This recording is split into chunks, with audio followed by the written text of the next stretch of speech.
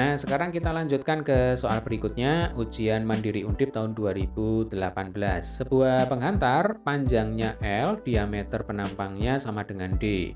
Bila panjangnya diubah menjadi 4L, diameternya menjadi 2D, maka hambatan kawat sekarang menjadi berapa kali semula, ya. Ini adalah materi fisika SMA kelas berapa ini? Kelas 12 ya, Dek ya, ketika kita belajar tentang listrik arus searah, ya. Nah, karena ada dua keadaan, maka nanti kita menggunakan cara perbandingan, ya. Yang kita bandingkan di sini adalah hambatan kawat, ya, Dek ya. Berarti kita mulai dulu dengan menuliskan rumusnya. Hambatan kawat itu rumus umumnya adalah R sama dengan rho L per A. Nah, kalau ini harus hafal ya, Dek ya. Jadi rho itu bukan massa jenis, melainkan hambatan jenis. Saya tuliskan di sini ya. Jadi rho itu bukan massa jenis, tetapi hambatan jenis. Apa sih hambatan jenis? Hambatan jenis itu nanti dipengaruhi oleh jenis bahan penghantar, ya.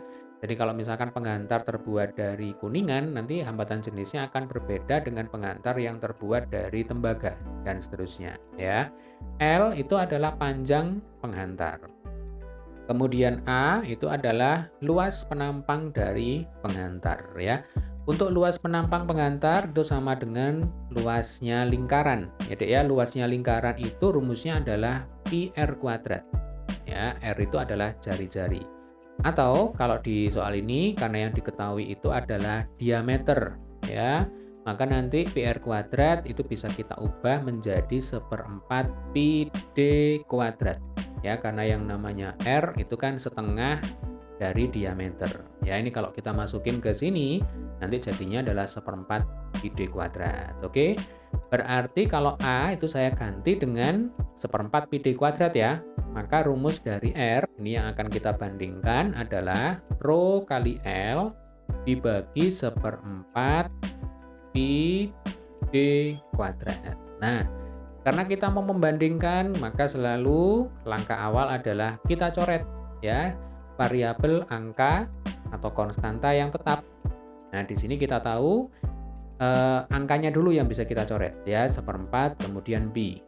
Lalu kita tahu bahwa penghantarnya itu tidak diganti dengan penghantar jenis yang lain ya, berarti rho-nya bisa kita coret. Untuk L dan D di dua keadaan ini berubah ya. Jadi dari L menjadi 4L, kemudian dari D menjadi 2D. Berarti berubah ya.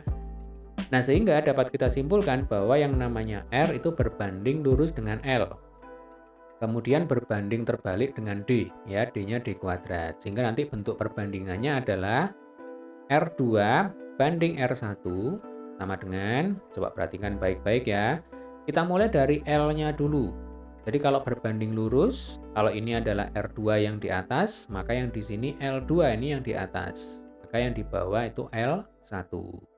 Nah, sebaliknya untuk diameter itu dibalik ya. Kalau yang di atas di sebelah kiri sama dengan itu R2, maka yang di kanan sama dengan itu D1. Jelas ya, Dek ya? Sehingga yang di bawah ini adalah D2. Nah, ini jangan lupa untuk dikuadratkan. Kalau sudah seperti ini, tinggal kita masukkan angkanya.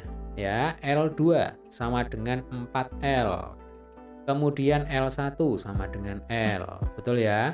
D1 sama dengan D besar, D2 sama dengan 2D. Nah, ini dikuadratkan. Yuk kita coret ya. Yang kita coret ini L-nya. Kemudian yang ini adalah D-nya. Nah, tinggal kita selesaikan.